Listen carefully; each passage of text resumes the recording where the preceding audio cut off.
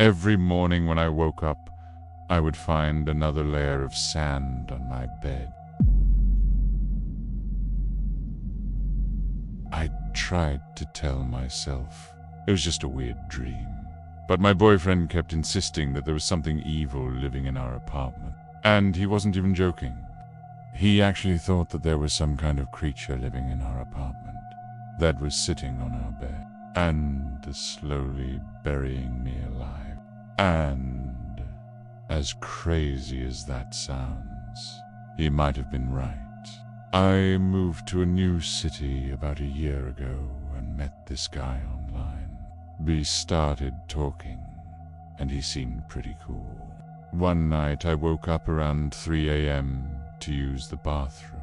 Every morning I would wake up and find more sand on my bed. Then one day I woke up with seaweed wrapped around my legs and arms. I started screaming and crying, and my boyfriend came running into the bedroom and ripped the seaweed off of me. He was pale and scared, and he didn't say anything. He just hugged me tightly and whispered, "I'm sorry." There was a perfect imprint of a hand on my stomach, and the fingers were curved like claws. He said, "I can't let you leave. I won't let you leave." And I was shocked. I said, "Why? Are you crazy?" And he said, "Because I love you and I want you to be safe." And then he did something that completely freaked me out. He took his key and jammed it into the lock and pulled it open. I screamed, "What are you doing? We're going to get arrested." He turned around and stared at me with these wild eyes, and he said, "There is no way I'll let you leave this apartment because there is something evil in there that wants to hurt you." I ran to the window and looked down. People were walking on the beach below, and I realized that it was only about 15 feet from the balcony to the sand. In the morning, I woke up and found another message in the sand. This one said, "Run." I didn't know what to do. I wanted to leave, but I was scared to go outside. I knew my boyfriend loved me, but he was acting so strange. I felt trapped. I felt sick to my stomach thinking about whatever was leaving those prints on me. I don't know if that thing killed him or what, but I keep having nightmares about it. I hope he's okay. And that S, when I knew something really bad was happening, and I didn't understand why he was apologizing. When I came back to bed, I could feel something hard on my stomach. I kept tossing and turning, and every time I closed my eyes, I imagined some kind of monster slithering into our room and smothering me in my sleep. I was laying on my side facing away from my boyfriend, and I felt something wet and slimy squirming on top of me. I jumped up and turned around, but there was nothing there. My sheets were completely soaked in water, though, and the balcony door was open. I ran to the door and slammed it shut and locked it and turned to the deadbolt. I jumped back into bed next to my boyfriend, who was still sleeping, and I just kept staring at him. I was trying to figure out how the door got open, because I knew I locked it before going to bed. I told my boyfriend I couldn't take this anymore, and we needed to move. P nodded and said, "I agree," but he never made any moves to actually do it. I turned over and saw a bunch of pebbles and sand on my sheet. My boyfriend wasn't in bed, and the balcony door was wide open. I was expecting him to share my concern, but instead he just kept saying, "This is exactly what I was talking about. Something evil is living in this apartment, and it's trying to kill you." I I snapped back. Well, how do you suggest we handle it? You have any magical ideas? And he said, we need to leave now. I started to freak out and ran to the door and shut it and locked it. But when we went to the landlord to tell him we were breaking our lease and moving out, he said, no way. He said we had another 6 months left on our lease, and we weren't allowed to leave early. He also said that if we broke our lease, we would have to pay 6 months' rent, which was a lot of money that we didn't have. So, we had no choice but to stay. I climbed back into bed next to my boyfriend, who was still sleeping, and I kept thinking to myself, how did the door get open? How did all this sand get in here? Is someone entering our bedroom at night?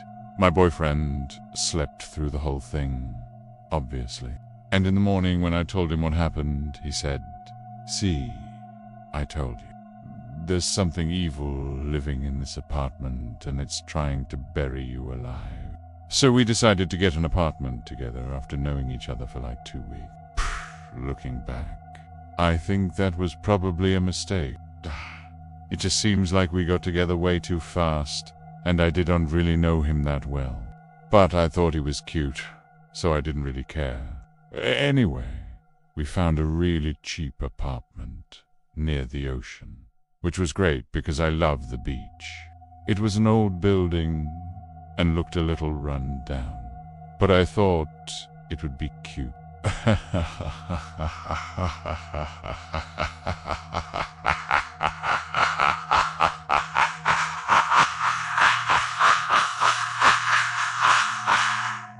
And honestly, the place was pretty empty, so we could put our own spin on it. The apartment had a pretty big balcony that overlooked the ocean, and if you stood out there, you could see the beach and the waves crashing. It was a beautiful view, and I felt so lucky to have a place like this. But something weird started happening almost as soon as we moved in. Every morning when I would wake up, I would feel something on my bed.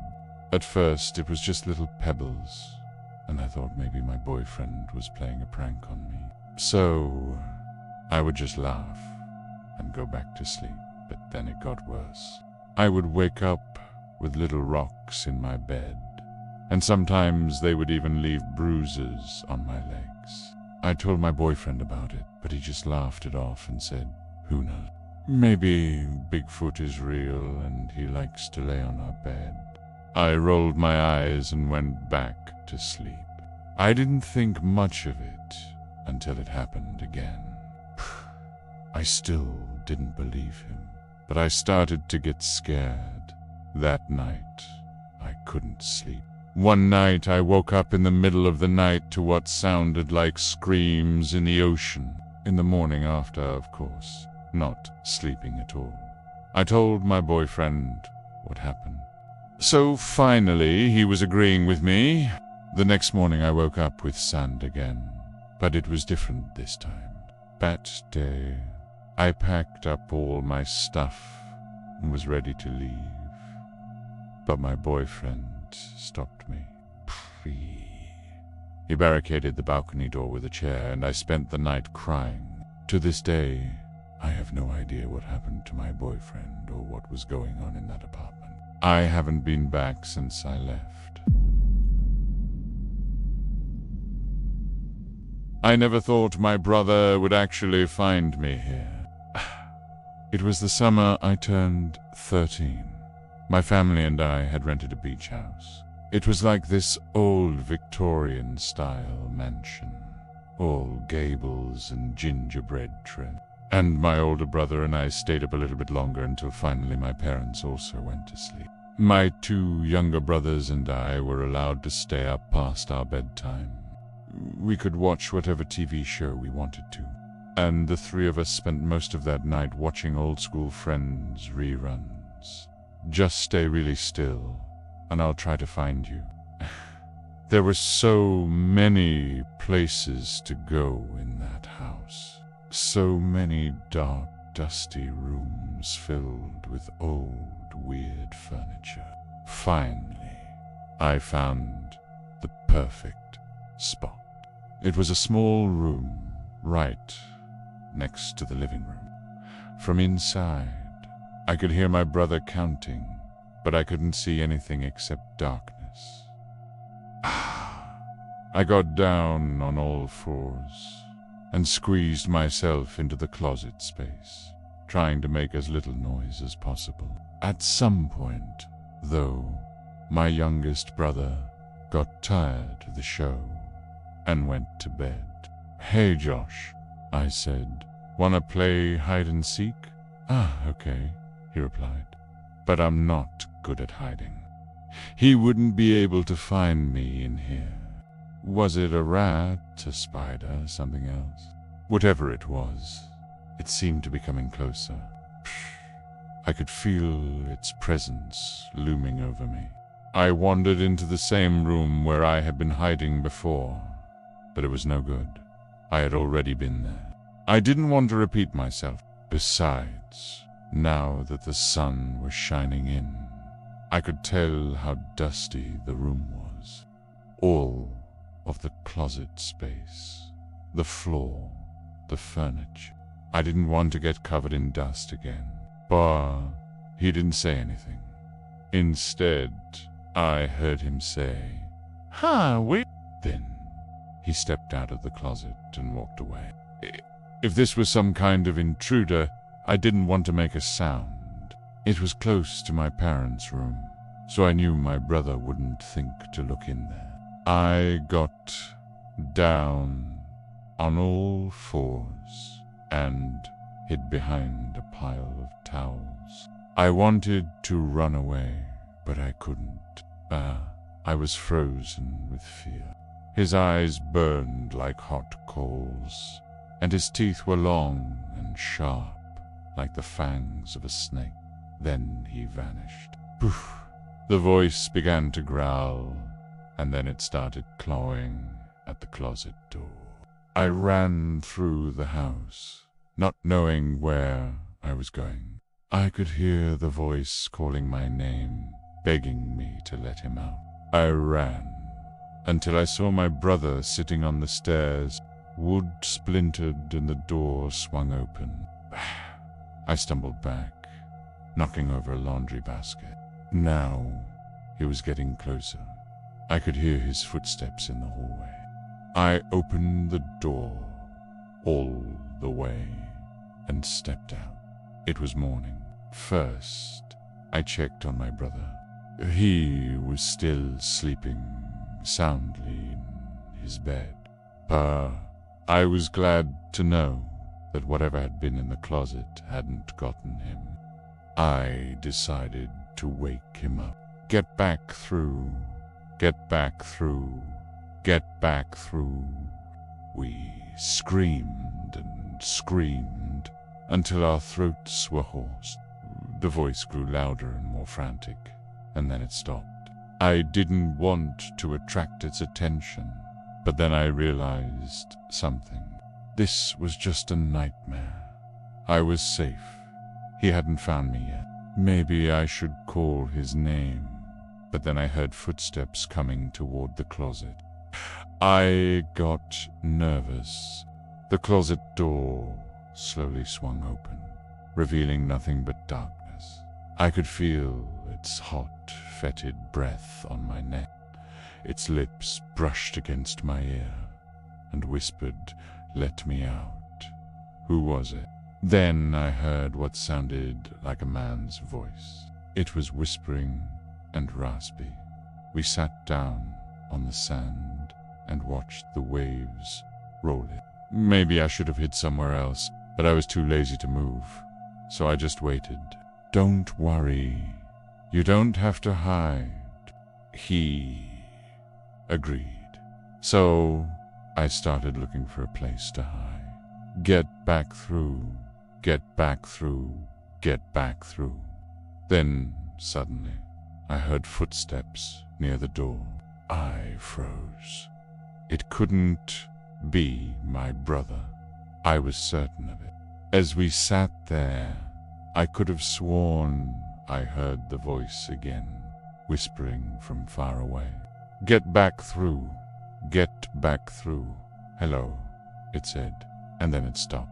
Pi was frozen in fear.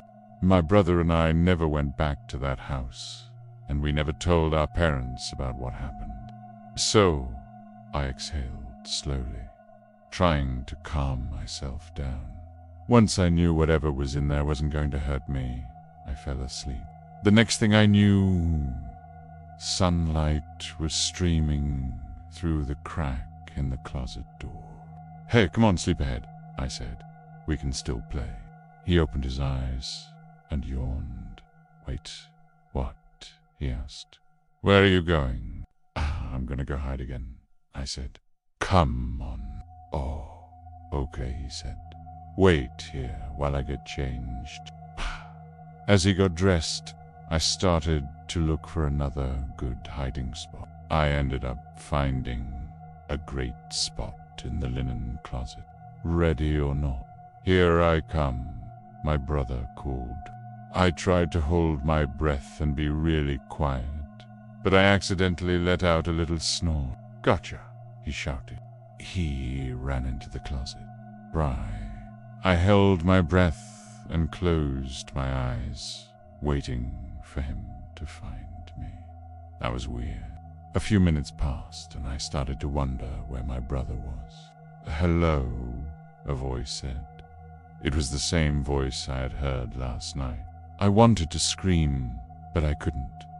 In the dim light, I could make out the silhouette of a tall, thin man. I screamed and ran as fast as I could. "Josh," I gasped. "Do you hear that?" P looked up. "Hear what?" "That," I said, pointing to the closet. "That's where he is. He wants to get out." My brother stood up and walked toward the closet. "Who's in there?" he asked. "What are you talking about?" As he approached the closet, I heard the voice again. "Get back through. Get back through." My brother stopped in his tracks. He looked scared. "Now what did he say?" I asked. "He said, 'Get back through,'" my brother replied. "Bye.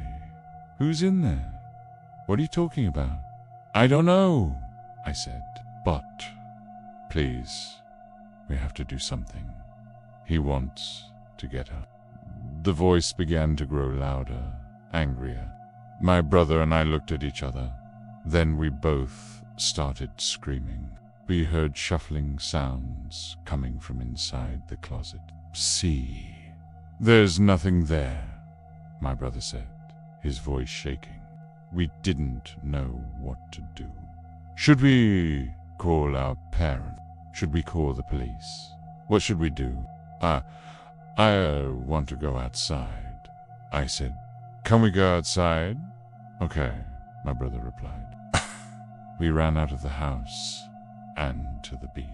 "Do you think he's gone now?" I asked. "I hope so," my brother said. "I hope that thing is gone," but I wasn't so sure. To this day, I don't know what that voice was or what was in that closet. Many years have passed, but sometimes when I'm all alone, I swear I can still hear the voice whisper. As I stared into the darkness, I could see the creatures moving about.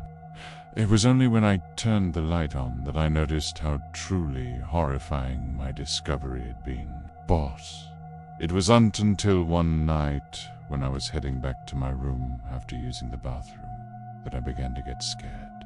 It all started then. I'd been renting the isolated beach cabin for a few weeks now, and something about it had always unsettled me. It was around 1 a.m., and the wind outside was howling like a wounded animal. It was tall and slender, almost skeletal in appearance, with long, sharp claws that glistened in the darkness. with trembling hands. I reached out to switch on the light, but hesitated when I saw my reflection staring back at me. In the dim glow of the bulb, I could see that my face was pale and drawn, my eyes wide with terror. But there was something else, too. Something that shouldn't have been there. Scratched into the glass with strange symbols, almost like hieroglyphics, which seemed to mock my futile attempts at understanding. Every night I would hear whispers in the darkness, voices that seemed to come from within the walls themselves, speaking in a language that was both ancient and terrifying. I would find myself in a dark, endless abyss, staring into the abyss. As I drove away, I could feel the creature's presence in the back of my car, its icy fingers digging into my neck, its hot breath on the nape of my neck. Some say I should have stayed, that by leaving I broke some ancient law that bound me to that place. Now the creature is free to roam the earth, hunting for its next victim. And I know that when it finds me, I won't be able to escape its grasp forever. I never looked back. A creature with sharp teeth and claws would emerge from the darkness, its eyes boring into mine with a hunger that sent shivers down my spine. I would try to scream, but no sound would come out of my mouth as the creature advanced towards me. I want to confront my fate, to face the creature that haunts my dreams and begs for release. How can I, when the specter of that creature looms over me with every passing moment? The question is, how much longer can I hold out before the beast breaks free and drags me back to its lair? For I know that once it does, there will be no escape from its I know that if I don't do something, it will eventually drag me back to that isolated cabin where it can finally claim me as its own. Its presence growing stronger with each passing moment, until I awoke in a cold sweat, my heart pounding in my chest. Sometimes I would wake up in the middle of the night feeling as though I was being watched, my skin crawling with goop. Its eyes burned with an eerie glow, fixated on me with an intensity that sent shivers down my spine. I wanted to scream, but no sound escaped my lips. Fear had frozen me in place, unable to move or speak. As I walked down the dark hallway towards my bedroom, I could hear what sounded like screams in the distance. I tried to convince myself that it was just my imagination playing tricks on me, but deep down I knew there was something more to this phenomenon. Had I stumbled upon something I wasn't supposed to see, or was there something sinister lurking in the shadows of this old house? I told myself that it was all in my head, a product of exhaustion and stress, but deep down I knew that was just a lie. I had seen something in that mirror, something that didn't belong in our world, and I couldn't shake off the feeling that whatever it was watching me, waiting for me to make a move. I knew I had to do something, but in that moment of crisis, I couldn't think of what exactly that was. It felt like an omen, a warning of some kind of danger lurking just beyond my perception. There was something deeply unsettling about witnessing this mysterious spectacle, especially because it was happening at such a late hour. I searched the room thoroughly, looking for anything that could shed some light on the mystery, but found nothing out of the ordinary, except for an old book hidden in a corner. Its leather cover was worn and faded, its pages filled with cryptic symbols and writings that seemed to be from another time. I felt a chill run down my spine as I realized that I might be dealing with something beyond my comprehension, something that had been concealed from human knowledge for centuries. My curiosity got the better of me, and I slowly approached the mirror. I wanted to see if what I was seeing was real or just some trick of the light. But as I got closer, the shadows in the mirror seemed to react, becoming more animated and erratic in their movements. I could feel a growing sense of dread within me, like a premonition of something terrible about to happen. Yet I couldn't look away. Then I saw it, the thing that terrified me so much. It was coming from the mirror hanging on the wall. I stopped dead in my tracks and stared into the darkness. It looked like there were shadows moving just beyond my sight, like something was lurking right behind the reflective surface. I couldn't tell if they were human or not. They seemed to glide through the water with ease and grace, their bodies contorting into unnatural shapes before disappearing altogether. The longer I watched, the more uneasy I felt. I knew I should turn the light on, but something compelled me to keep staring into the abyss reflected back at me. Then, suddenly, as if sensing my gaze upon them, the shadows in the mirror seemed to coalesce into a single form. And then, just as quickly as it appeared, the creature vanished from view, leaving me alone in the darkness once again. My mind raced, trying to make sense of what I'd just witnessed. Was I going crazy? As the sun began to rise, casting its pale light through the window, I forced myself to calm down, determined to uncover the truth. I decided to investigate further. With each passing day, the strange occurrences continued. Then there were the dreams. Night after night, I was plagued by the same nightmare. I couldn't take it anymore. I packed my things and left the cabin, not daring to look back. But even now, years later, I can still hear the whispers in the wind and see the creature in my nightmare. Every night before bed, I stare into the mirror in my hallway, hoping to catch a glimpse of the monster. Some say I'm insane, that I should have moved on long ago.